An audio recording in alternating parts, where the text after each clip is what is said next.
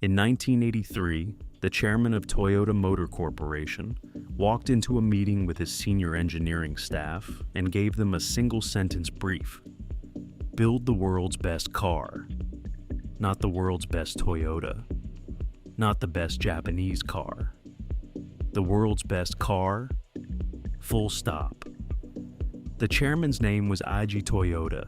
He gave the project no budget cap and no fixed deadline. The eventual product was a luxury sedan called the Lexus LS400. It debuted at the Detroit Auto Show in January of 1989. It went on sale in the United States in September of that year, priced at $35,000 in a luxury segment where the comparable Mercedes-Benz 560 SEL was selling for over $73,000. The German manufacturers, who had spent years assuming that no Japanese company could credibly enter the luxury sedan segment, found out within 12 months that they had been wrong. The LS400 is, by almost every honest measurement, the most important car the Lexus brand has ever produced. But the question worth asking is whether it is also the best. In the 37 years since it launched, Lexus has built other cars. Some of them, the brand's own enthusiasts argue, are better. To understand whether the LS400 earns the title or not, you have to start with where Toyota was in 1980. Toyota in the early 1980s was, by global revenue, one of the 3 largest automotive manufacturers in the world. The company had spent the 1970s building a dominant position in the American compact and mid-size sedan markets through products like the Corolla and the Camry. By 1980, Toyota's North American market share had grown to over 6%. By 1988, it was over 10%. But there was a problem inside that growth. Toyota's most loyal customers, the buyers who had purchased Corollas in the 1970s, and Camrys in the 1980s, were aging. They were getting wealthier. They were ready to graduate to a larger, more refined, more luxurious sedan. And when they walked into a Toyota dealership looking for that car, Toyota did not have one to sell them. So those customers walked back out, drove across town, and bought a Mercedes-Benz, a BMW, or a Jaguar instead. Toyota's company analysts had calculated by the early 1980s that this was costing the company billions of dollars in lost lifetime customer value year after year, with no immediate prospect of stopping the bleeding. In August of 1983, Eiji Toyoda gave the order: build the flagship. The internal code name was F1. The project had no budget cap. The chief engineer assigned to lead it was a man named Ichiro Suzuki, and Suzuki's instructions from Toyota were direct. The new car had to surpass the German and American flagships on 4 specific measurable criteria: aerodynamic efficiency, cabin quietness, top speed, fuel economy. Subjective categories like prestige and luxury feel were deliberately left out of the brief. Toyota's engineering culture trusted measurable outcomes. The 4 targets were chosen because they could be objectively benchmarked against the BMW 7 Series and the Mercedes-Benz S-Class. There was a strategic decision that distinguished the F1 project from any other premium vehicle development program in the auto industry at the time.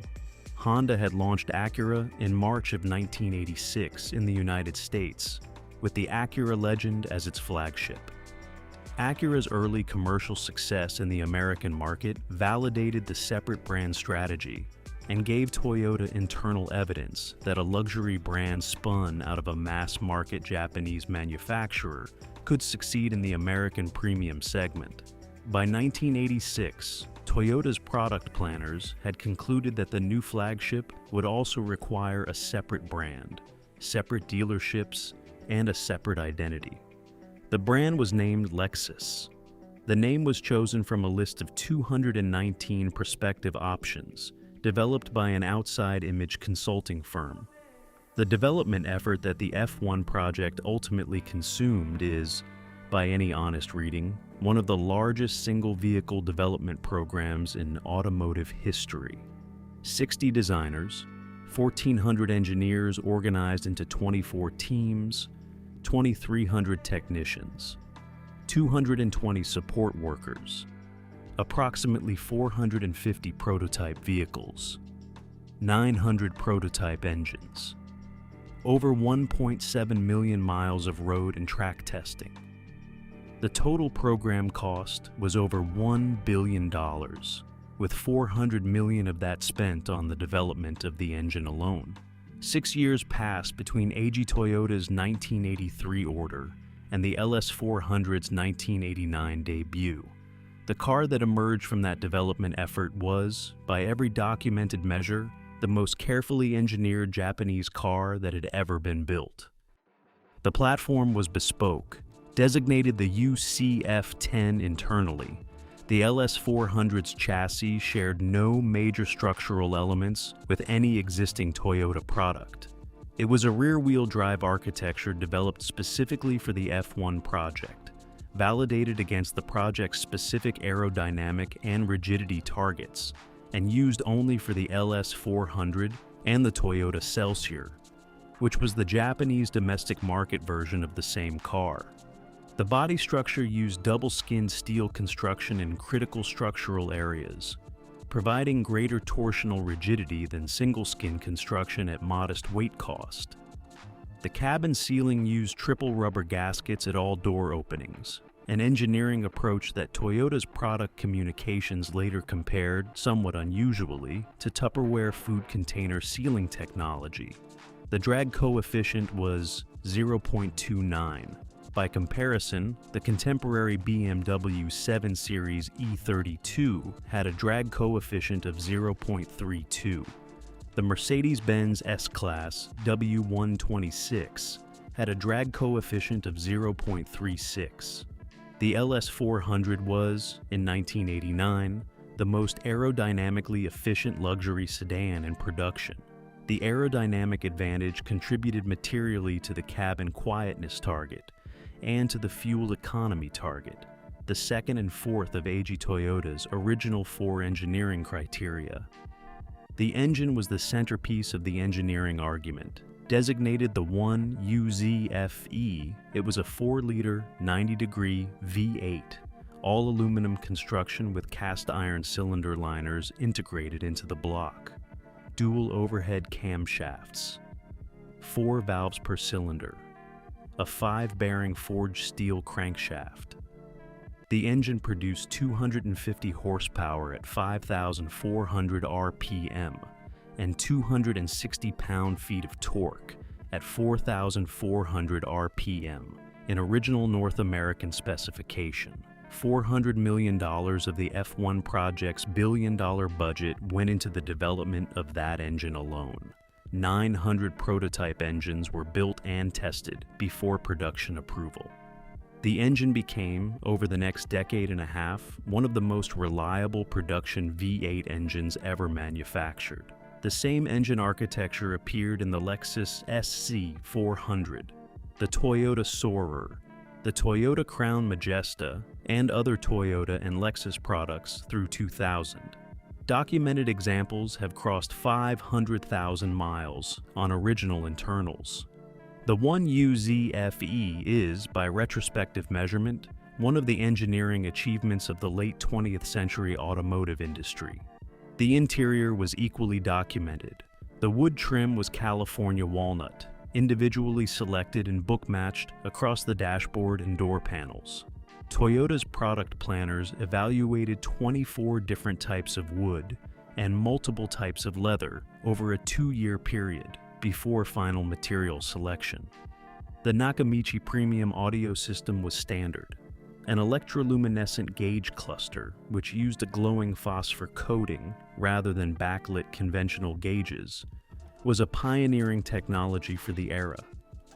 A holographic head-up display, fluid-damped switchgear, engineered to feel solid and consistent in operation, electrochromic auto-dimming rear-view mirrors, power-adjustable seats with memory function, and hands-free cell phone integration that was an industry first for a production sedan all came as standard or available equipment.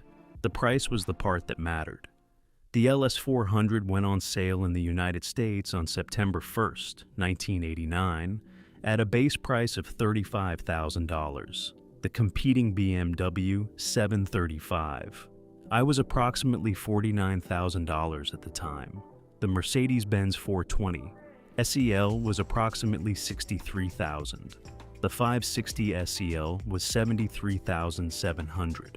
Lexus had built a car that period road tests would document as comparable to the German flagships on every measurable criterion, and they had priced it at less than half what Mercedes was charging for the equivalent S-Class. That price gap was the foundation of the LS400's commercial success.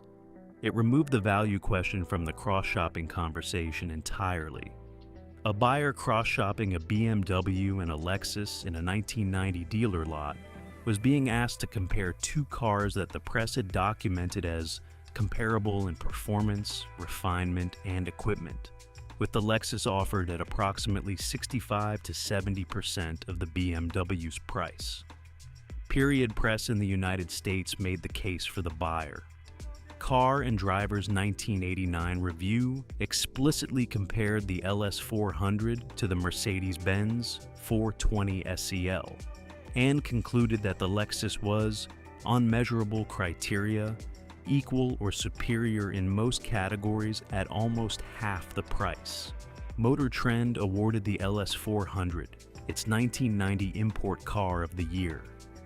Road and Tracks testing measured the cabin noise level at 64 decibels at 60 miles per hour, which placed it among the quietest production sedans of its era. In the first 4 months of sales, from September through December of 1989, Lexus sold 16,392 units across the LS400 and the smaller ES250 combined. The LS400 itself accounted for the majority of those sales. Lexus had hit the brand's internal sales target for the partial first year exactly. Then, in December of 1989, 4 months after launch, Lexus did something unusual. Lexus voluntarily recalled every LS400 sold to that date. The recall was triggered by 2 customer complaints, one regarding a cruise control unit that occasionally would not disengage, one regarding an exterior brake light cover that warped under summer heat. A third issue, a parasitic battery drain, was added once Lexus engineers identified it during the recall investigation. 8,000 cars were affected, every single LS400 sold in the United States since the September launch. A recall in 1989 was a corporate disaster. Recalls were the kind of news that ended product launches. They damaged brands. They generated negative press coverage that lasted for months. For a brand new luxury company that had spent 6 years and over $1 billion trying to establish credibility with American buyers, a recall 4 months after launch was the worst possible commercial event that could have happened. Lexus's response is now widely cited as the founding moment of the brand's customer service reputation. Instead of asking customers to bring the cars to dealerships, Lexus dispatched technicians to customer homes and offices across the United States to collect, repair, and return the vehicles. In some cases, Lexus rented garage space in remote locations to perform repairs on site rather than transport vehicles long distances. Personnel were flown to areas where local Lexus dealerships did not yet exist. The entire recall operation was completed in 20 days. Period press coverage framed the recall response as evidence of Lexus's commitment to customer service.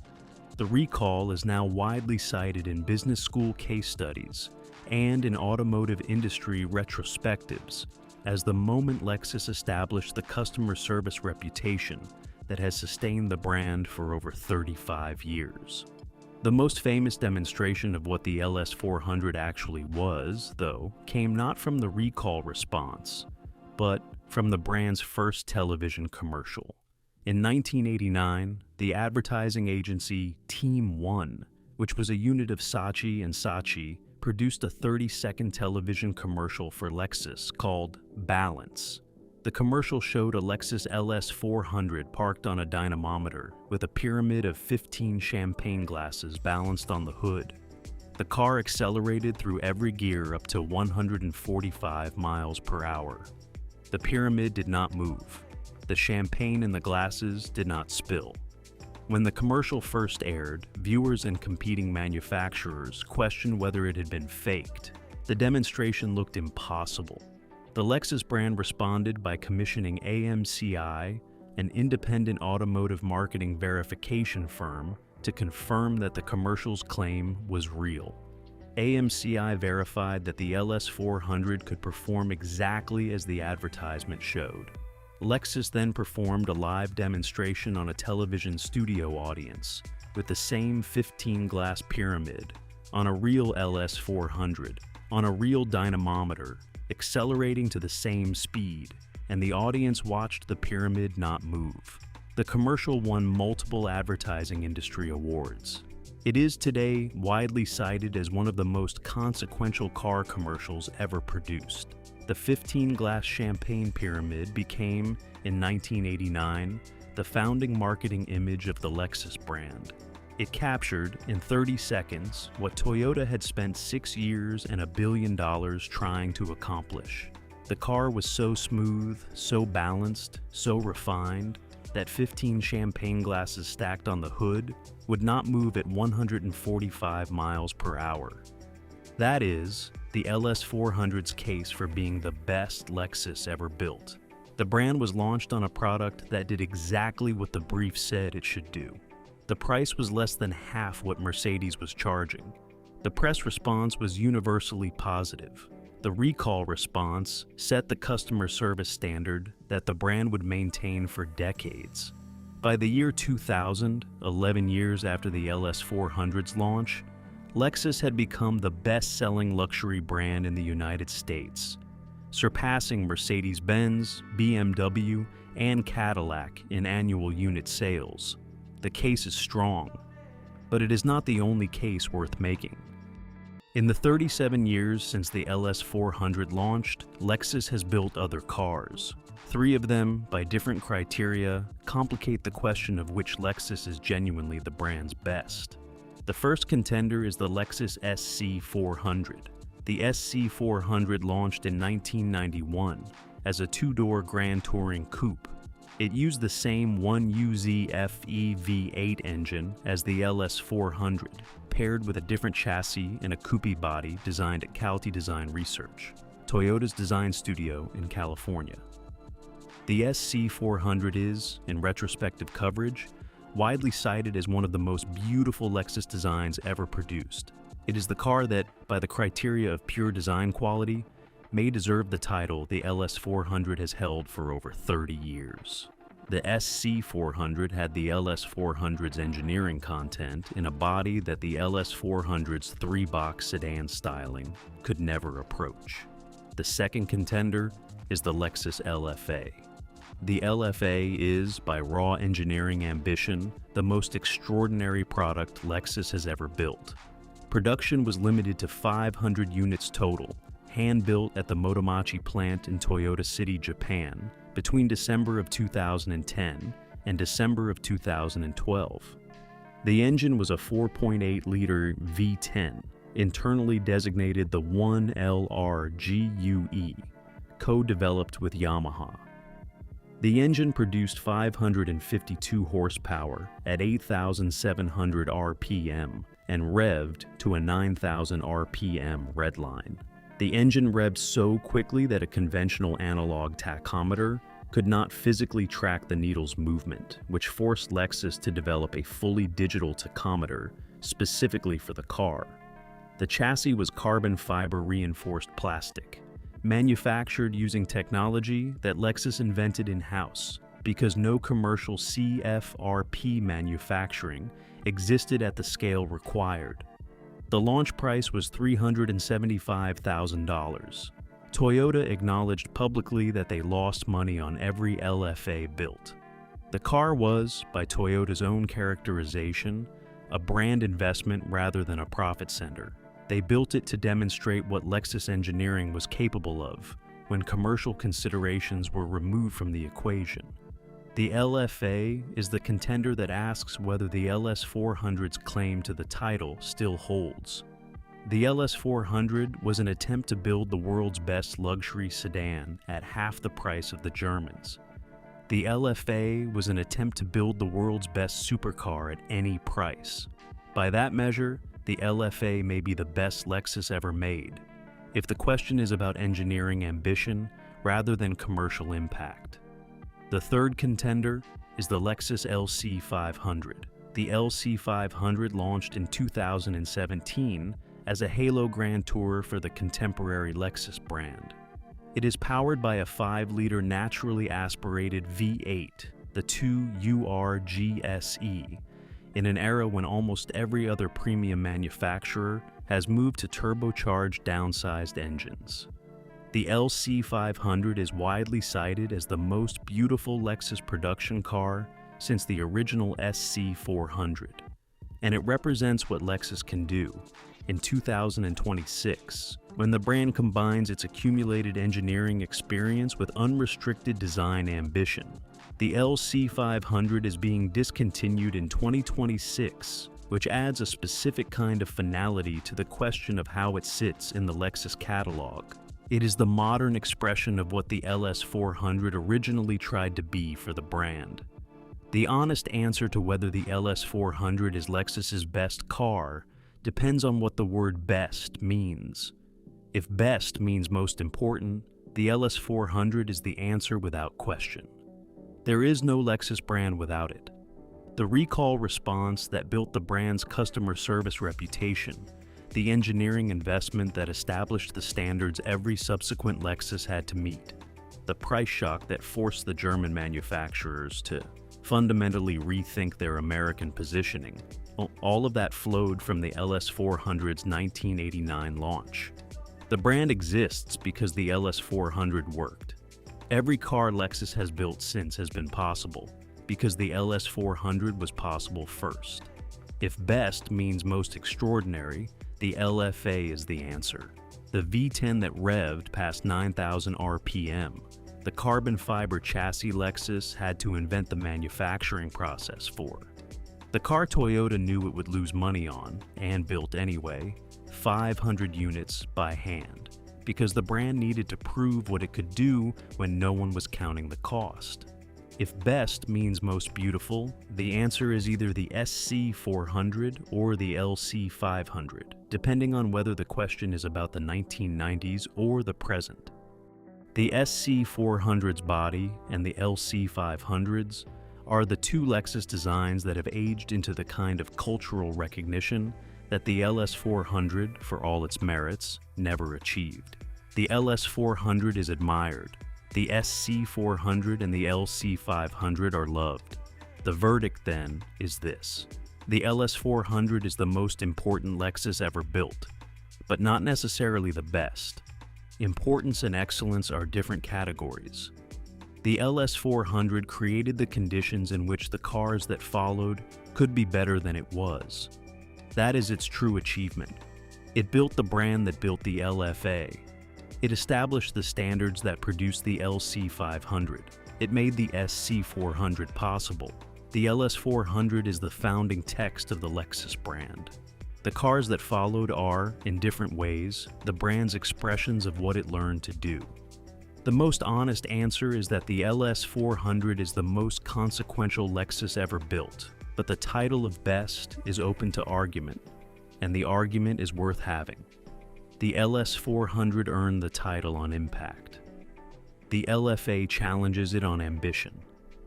The LC500 challenges it on contemporary execution. The SC400 challenges it on design. All four cars are, in their own way, demonstrations of what Lexus is capable of when the brand stops competing and starts expressing. The LS400 is the founding car. Whether it remains the best, after 37 years of the brand it created, depends on what you value about Lexus.